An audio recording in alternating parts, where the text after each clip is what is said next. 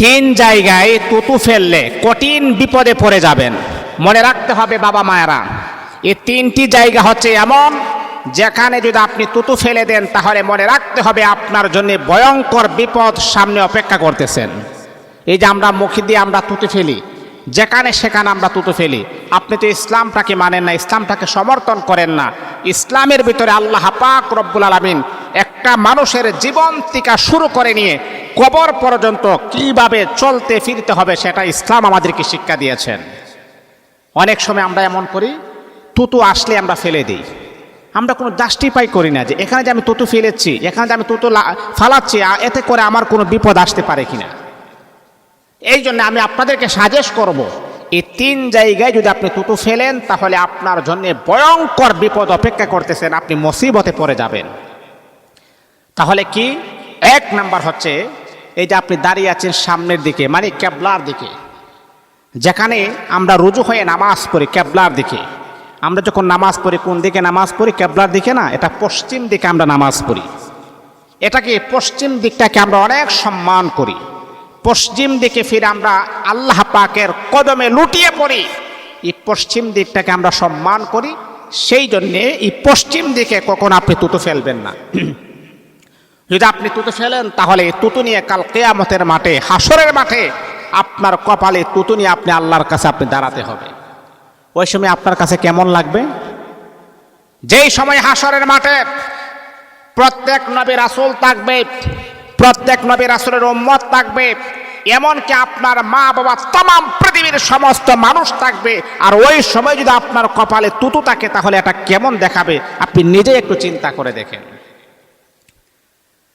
তাহলে বন্ধু আমার শোনো, তিন জায়গায় কখনো আপনি তুতু ফেলবেন না। এই তিনটি জায়গাতে যদি আপনি তুতু ফেলেন তাহলে আপনার জন্য ভয়ঙ্কর বিপদ হতে পারে, আপনার জন্য মুসিবত আসতে পারে। এক নাম্বার হলো পশ্চিম দিকে কেবলার দিকে, যেখানে আমরা নামাজ পড়ি, কেবলার দিকে রুজু হয়ে আমরা নামাজ পড়ি, এটাকে আমরা সম্মান করি, এটাকে আমরা সমর্থন করি। সেই জন্য কেবলার দিকে রুজু হয়ে কখনো আপনি তুতু ফেলবেন না। যদি আপনি ফেলেন তাহলে এই তুতুটা আপনি কপালে নিয়ে কাল কিয়ামতের মাঠে অসংখ্য অজস্র কোটি কোটি মানুষের সামনে আপনি দাঁড়াতে হবে। ওই সময় কতটা খারাপ লাগবে, হারে আমার কপালে তুতু। এর চাইতে নিকৃষ্টতম কাজ আর কি হতে পারে?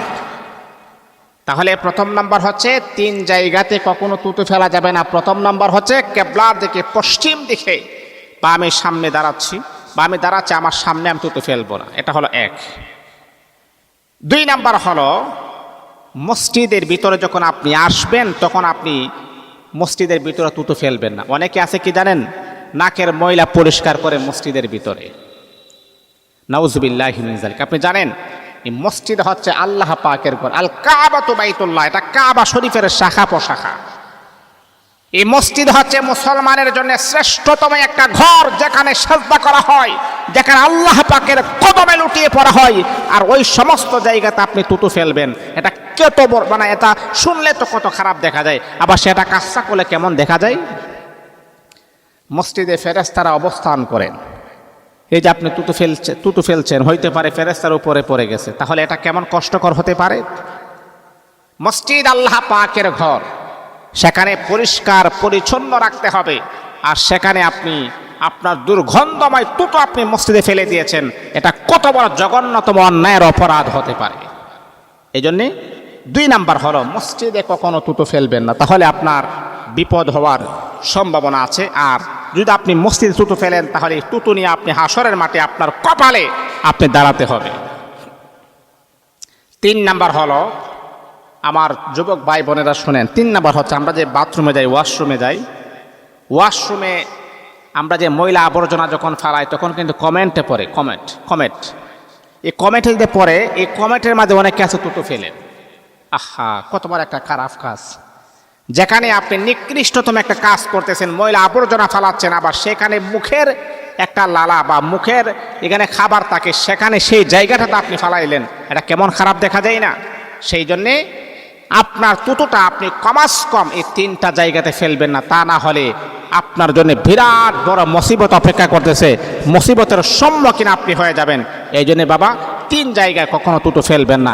এই দিকে অবশ্যই আমাদেরকে খেয়াল রাখতে হবে, সচেতন